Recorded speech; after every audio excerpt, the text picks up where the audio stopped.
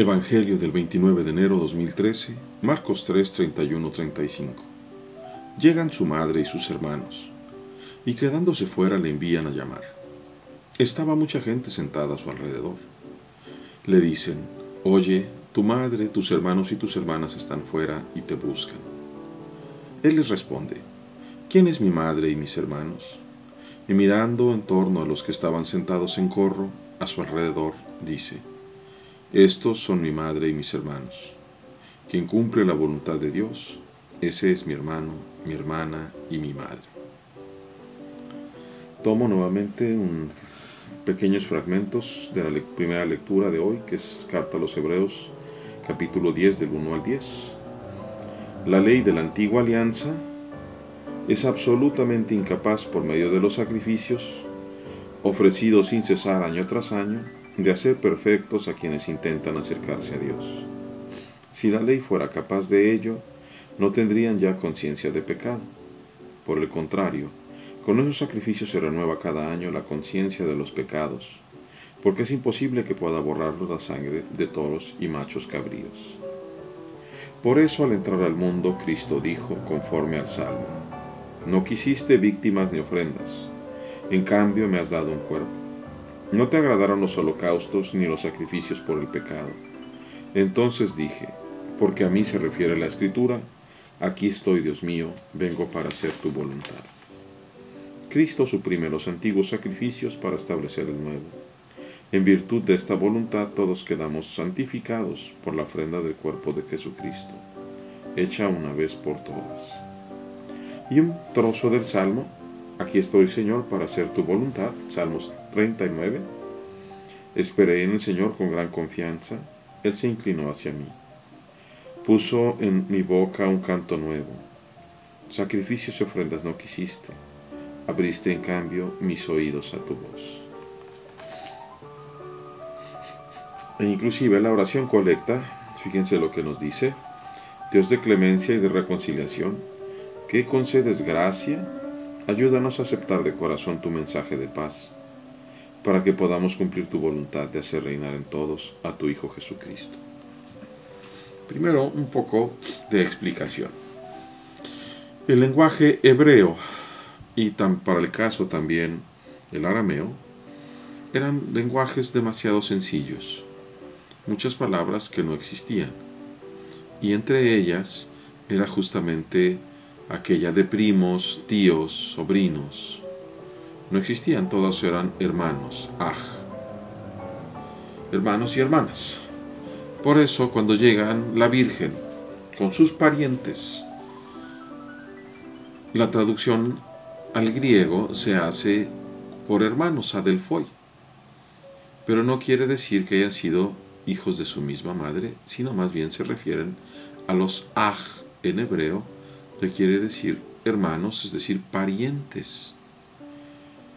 Tanto los primos como los tíos, ya fueran lejanos o cercanos, todos ellos eran Era y es, en aquel entonces sobre todo, un idioma muy sencillo.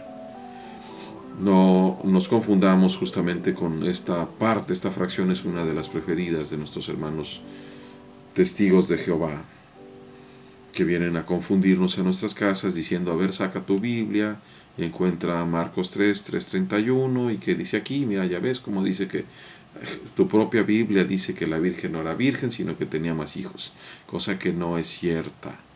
Ese es un exceso y una falta de inteligencia.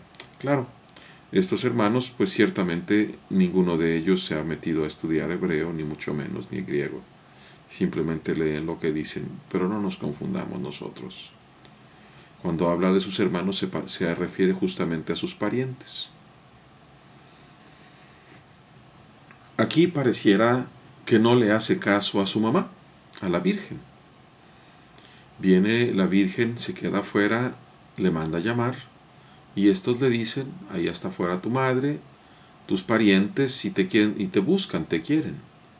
Y él responde: él quiere mostrar que más importante que el vínculo sanguíneo es el vínculo justamente del Espíritu, como también lo va a decir en el Evangelio de San Juan.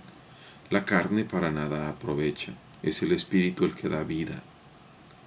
¿Y cómo se infunde y quién nos infunde el Espíritu de vida? Justamente es Dios.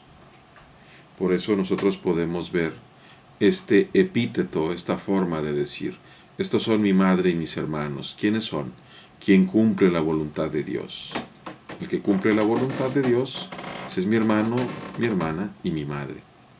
Aquí tenemos también un sentido del humor muy fino y muy hermoso de parte del Señor, porque al hablar de su madre al final, como quien cumple la voluntad de Dios, está poniéndola justamente como fue en la realidad. Gracias a que esta Madre Santísima contestó al arcángel Gabriel, he aquí la esclava del Señor, hágase en mí según tu palabra.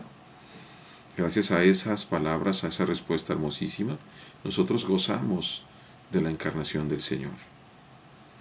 ¿Por qué Dios omnipotente quiso preguntarle a su criatura, creada ex profeso, sin pecado original, es decir, la Virgen, preguntarle si aceptaba ser la madre de su Hijo? Que esa fue precisamente la propuesta del arcángel. Y gracias a la obediencia de la Virgen, primera discípula de Cristo, primera discípula del Señor, primera misionera después del Señor Jesús, gracias a esa obediencia es que nosotros podemos acercarnos al Señor. Así que ella es la primera modelo para todos nosotros. Hoy el Señor nos pide voltear a ver justamente la voluntad del Padre.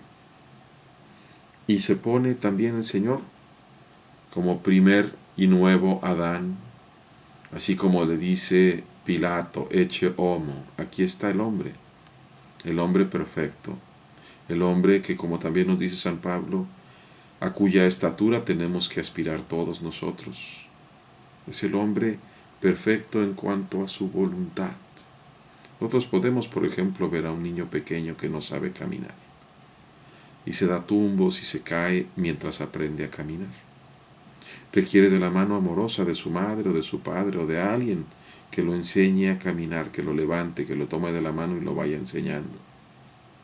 Cuando nosotros nos alejamos de la voluntad de Dios, somos como esos niños berrinchudos, que no sabiendo caminar no quieren que nadie los agarre y no pueden aprender. Pero cuando dejamos que nuestro divino Maestro, que nuestro Dios Creador, derrame en nosotros su gracia, entonces es cuando somos verdaderamente humanos, verdaderamente plenos, verdaderamente libres, haciendo justamente la voluntad de Dios. ¿Y qué quiere Dios? Esto nos ha abierto la mente, nos ha dado capacidad para buscarlo, nos ha hecho capaces de Él, nos ha puesto en el corazón esta hambre de eternidad, esta hambre de amor, del amor perfecto, verdadero y pleno que es Él mismo. ¿Y qué ha hecho el Señor Jesús? Justamente conseguirnos el perdón de nuestros pecados, con el ofrecimiento de su propio cuerpo, de su sangre, de su pasión, de sus dolores, cargando tus pecados y los míos, porque Él era santísimo y es santísimo. Por ti y por mí, por nuestros pecados, Él se ofreció en la cruz, en esa cruz que es imagen del amor más perfecto, del amor más hermoso y fiel, y es un amor que ha derramado su sangre por ti y por mí. Su sangre es la que nos ha conseguido justamente la santificación, para que tú y yo nos podamos llamar verdaderamente y ser hijos de Dios. Por eso, si tú cumples hoy la voluntad del Señor, serás hermano del Señor Jesús.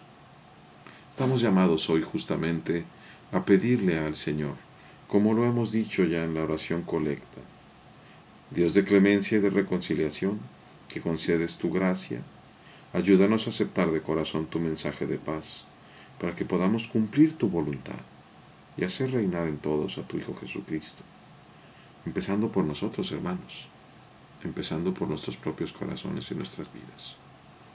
Que nuestro Padre Dios en su infinita misericordia lo conceda, y que la Virgen, primera discípula del Señor, nos enseñe a recorrer el camino del Señor.